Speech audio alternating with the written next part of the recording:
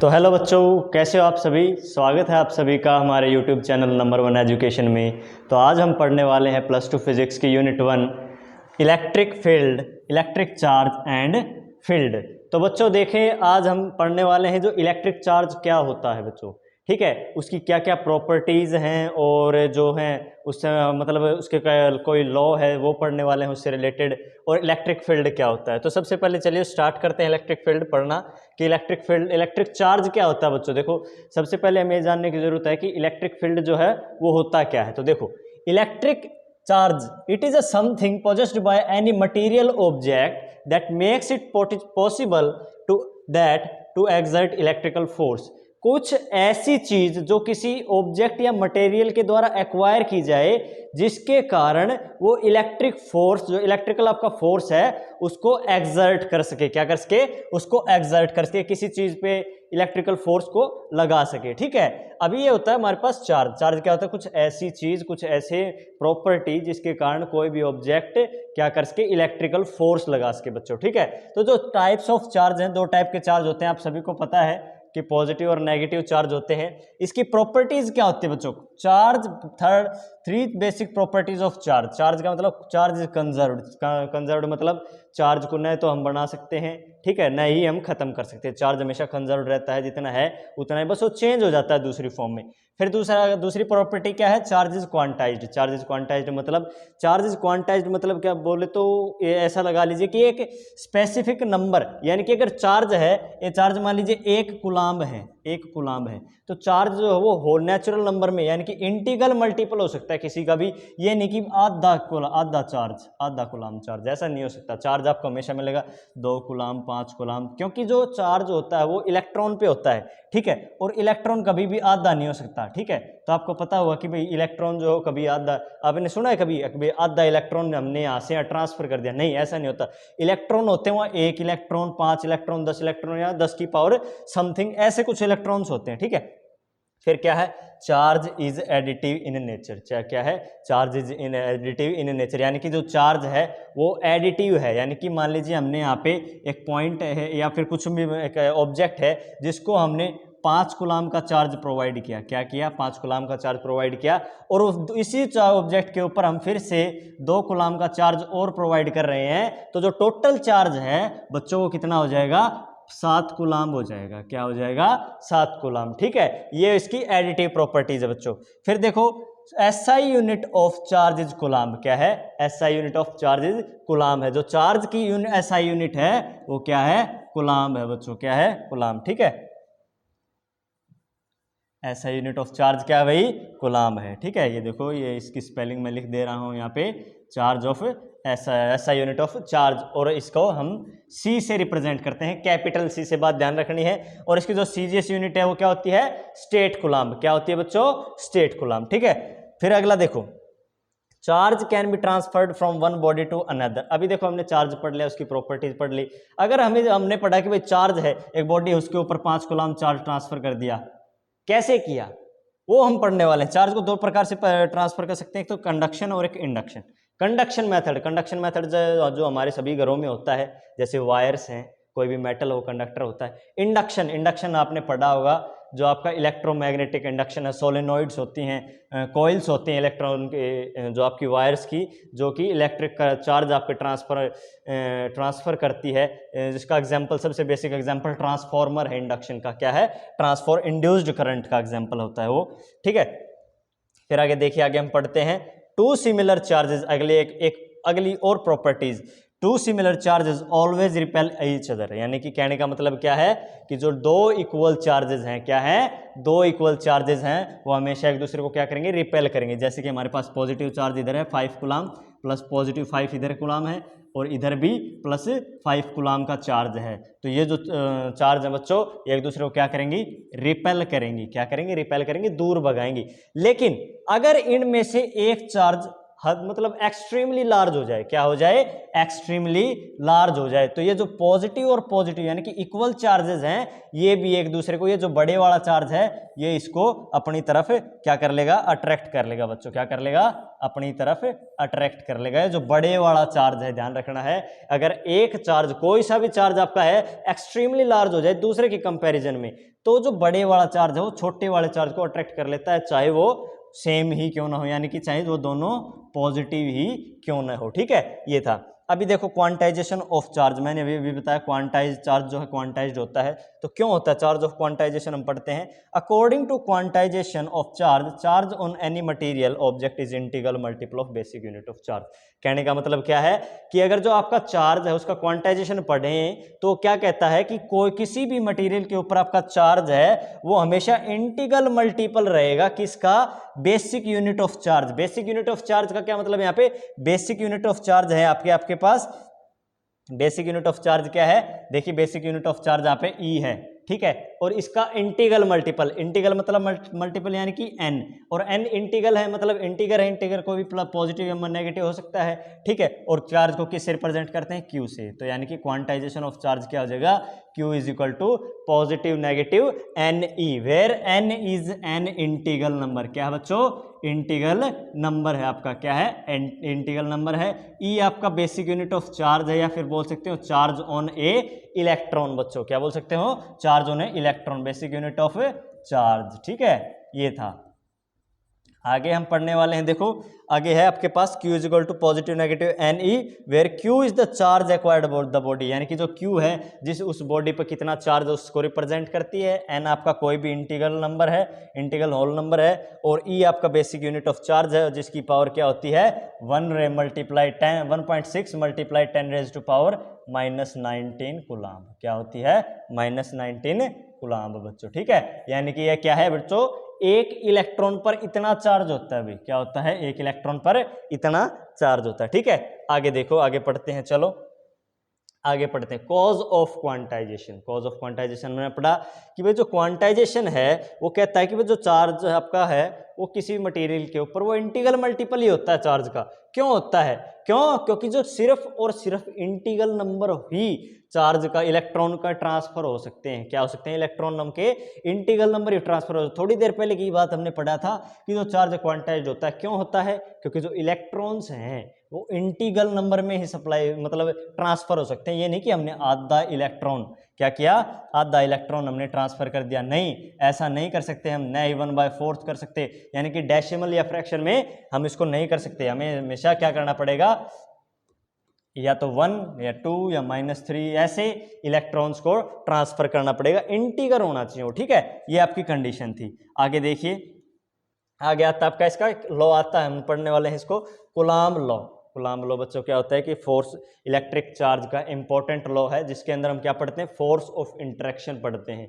क्या है, according to Coulomb law, F यहाँ पे बच्चों क्या है, एफ यहाँ पे है आपका फोर्स ऑफ इंटरएक्शन। क्या है, force of interaction between two charges. क्या है, बिटवीन टू चार्जेस बच्चों, क्या है बच्चों, बिटवीन टू चार्जेस। ठीक है, अच्छा आगे देखो, अभी क्या है, F is directly proportional to Q1 and Q2। क्या है, F is directly proportional to Q1 and Q2, यानी कि जो वैल्यू है F की वो किस पे डिपेंड करती है, Q1 Q2 पर डिपेंड करती है। ठीक है, मैं दोबारा लिख दे रहा हूं, F is directly proportional to Q1 and Q2। फिर दूसरा क्या है, F is directly proportional to 1/r², यानी कि इसको हम बोल सकते हैं F is inversely proportional to r² बच्चों। ठीक है, ये था, यानी कि कहने का मतलब क्या है कि जो Q1 और Q2 है, अगर इनकी वैल्यूज, अगर चार्ज बढ़ेगा तो उनके बीच में जो फोर्स ऑफ इंटरेक्शन बच्चों वो क्या करेगा, इंक्रीज हो जाएगा। लेकिन अगर उनके बीच का डिस्टेंस है, मान लीजिए आपके पास दो चार्जेस हैं, Q1 है,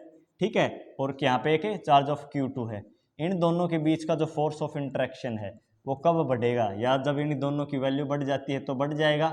ठीक है, यानी कि दोनों के जो डिस्टेंस है वो घट जाता है तब भी बढ़ जाएगा। लेकिन अगर इसकी वैल्यू जो है आपके R की वैल्यू क्या कर जाती है, इंक्रीज कर जाती है। क्या कर जाती है, इंक्रीज। तो F की वैल्यू क्या होगी, F की वैल्यू हो जाएगी डिक्रीज। क्यों? क्योंकि जो F है वो R के इनवर्सली प्रोपोर्शनल है, किसके, R स्क्वायर के इनवर्सली प्रोपोर्शनल है बच्चों। ठीक है, आगे देखो, तो अभी इन दोनों को हमने कंबाइन कर दिया, क्या कर दिया, कंबाइन। अब प्रोपोर्शनलिटी को कंबाइन कर देंगे, Q1 Q2 upon R square. ठीक है, R स्क्वायर इन दोनों के बीच का डिस्टेंस है बच्चों। चार्जेस ये है, Q1 ये चार्ज है, Q2 ये चार्ज है। फिर क्या करते हैं, इनको प्रोपोर्शनलिटी हटाने के लिए हम क्या लिखेंगे, प्रोपोर्शनलिटी कांस्टेंट लिखेंगे।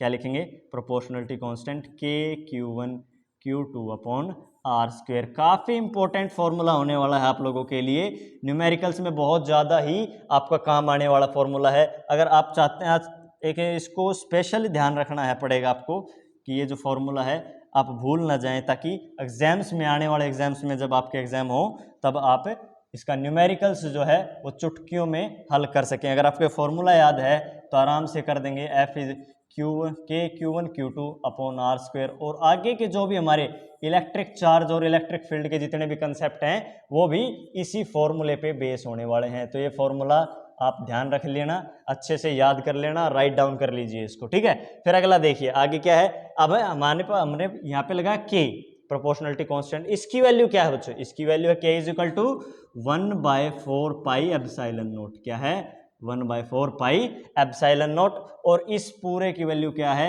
It's value is 9 multiply 10 raise to power 9 newton metre square per coulomb square. बच्चों क्या है, पर कूलम स्क्वायर। ठीक है, ये था कुला। ये देखो अभी इसकी यूनिट आई Newton metre square per coulomb square. अभी देखो इसकी कहाँ से आई, अभी देखो फोर्स की क्या यूनिट होती है, न्यूटन होती है। ठीक है, कूलम, यहाँ पे देखो दो चार्ज हैं, यानी कि कूलम मल्टीप्लाई कूलम, यानी कि कूलम स्क्वायर हो गया। ये मीटर स्क्वायर है।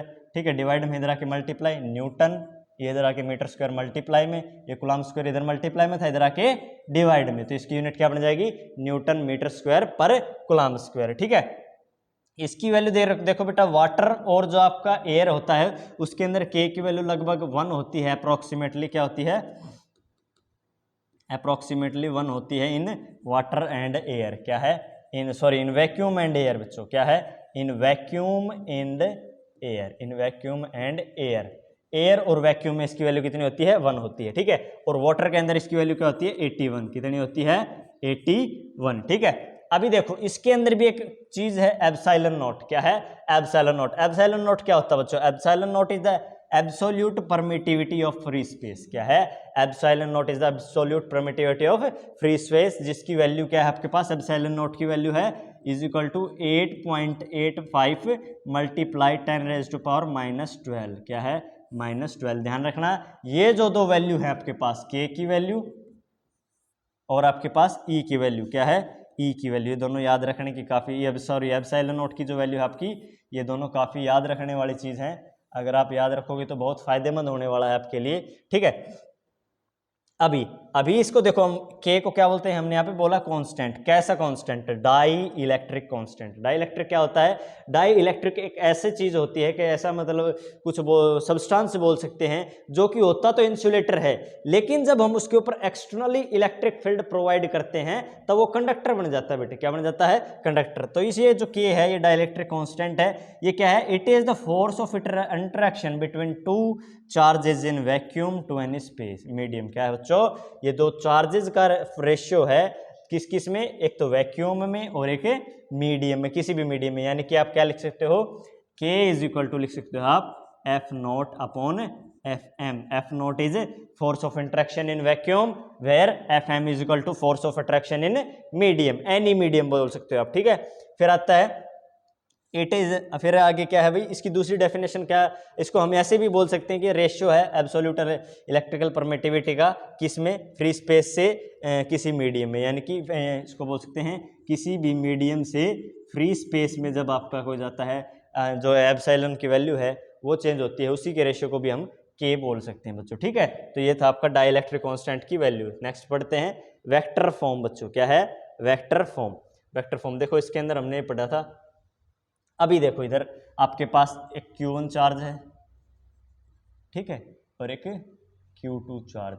ठीक है, ये था, इसके बीच, इन दोनों के बीच में R डिस्टेंस है। क्या डिस्टेंस है, R। ठीक, तो हम इसका वेक्टर फॉर्म पढ़ने वाले, force on Q1 due to Q2। क्या है, force on Q1 due to Q2, Q2 के कारण फोर्स पे क्या पड़ेगा, इस पे F12 यानी कि F12 यानी कि F1 के ऊपर 2 के कारण क्या फोर्स पड़ेगा। तो देखो K Q1 Q2 फिर R स्क्वायर किसका 2 से 1 का डिस्टेंस बच्चों, ये ध्यान रखने की बात है। यहाँ पे देखो R क्या लिख रखा है, R21 का स्क्वायर यानी कि 2 से 1 का डिस्टेंस उसका स्क्वायर, ठीक है। ये देखो और Q2 पे Q1 के कारण कितना फोर्स लगेगा, Q2 पे Q1 के कारण कितना फोर्स लगेगा, K Q1 Q2 upon R12 का स्क्वायर, R12 यानी कि 1 से 2 का डिस्टेंस यानी देख, ठीक है। ये था R1 से 2 का डिस्टेंस, ठीक है, इसका स्क्वायर।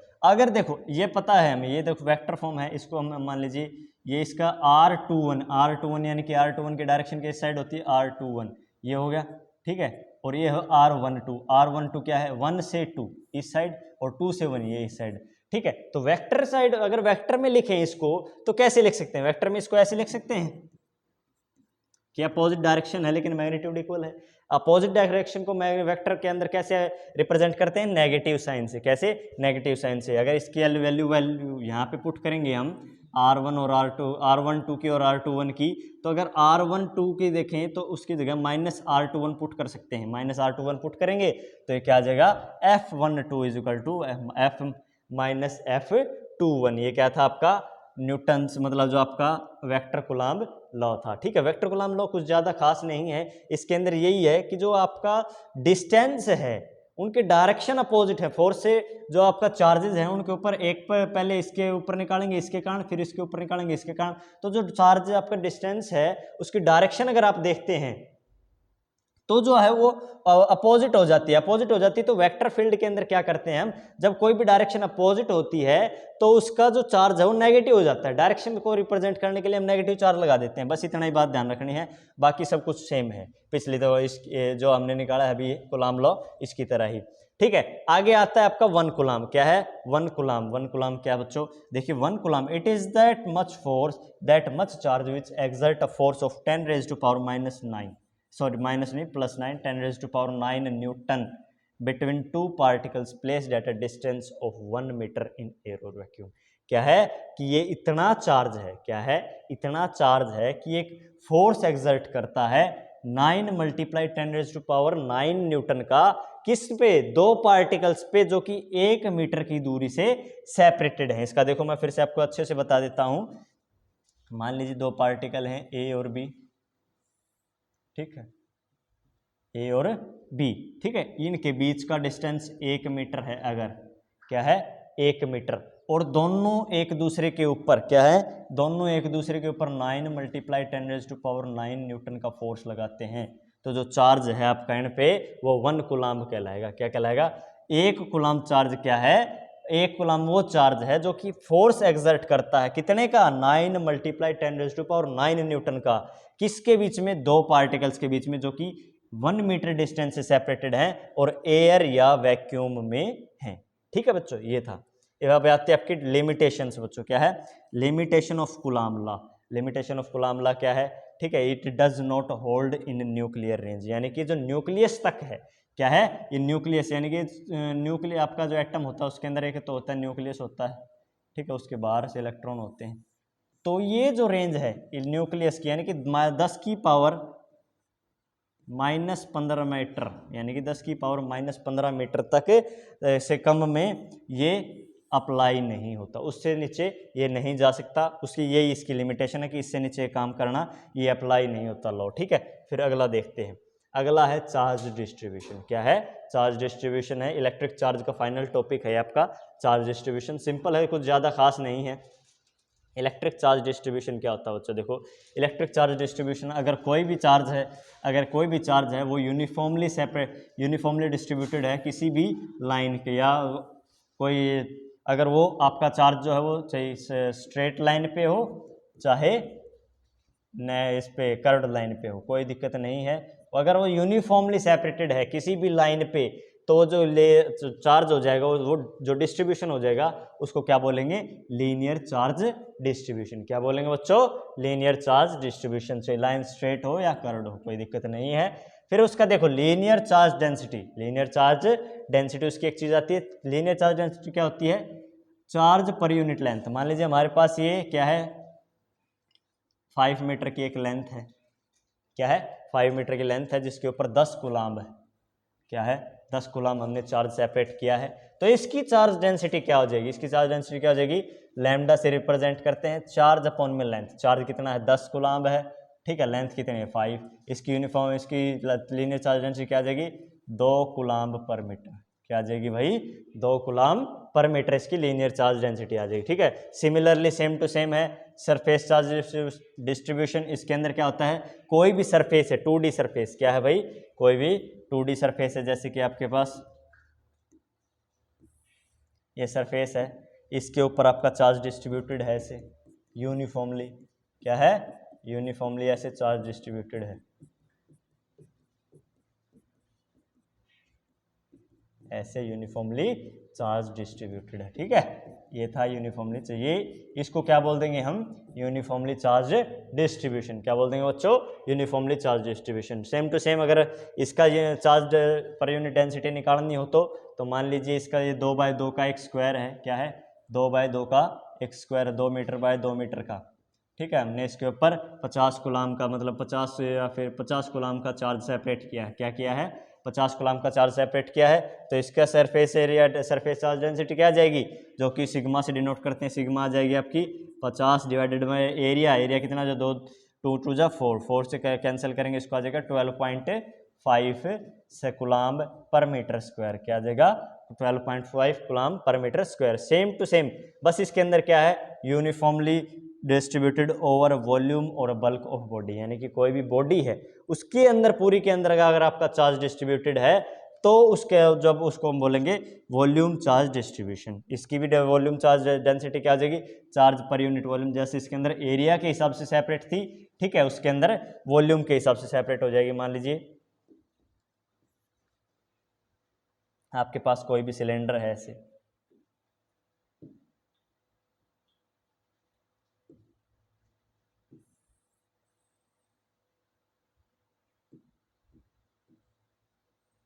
ये आपका क्या बन गया? सिलेंडर बन गया बच्चों। क्या बन गया? सिलेंडर। इसके अंदर क्या है? आपका चार्ज डिस्ट्रीब्यूटेड है ऐसे पूरे के अंदर, ऐसे क्या है? पूरे के अंदर डिस्चार्ज डिस्ट्रीब्यूटेड है, ठीक है।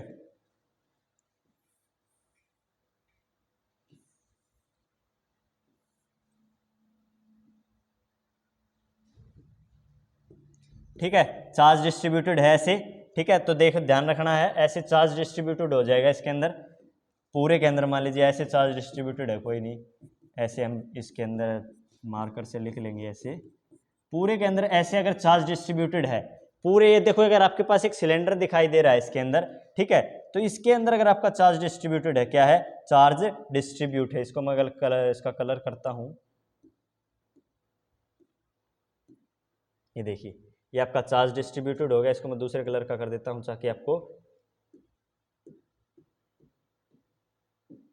ये देखिए ये आपका सिलेंडर दिखाई दे रहा है आपको, इसके अंदर आपका चार्ज डिस्ट्रीब्यूटेड है पूरा, ठीक है। और इसी को क्या बोलते हैं?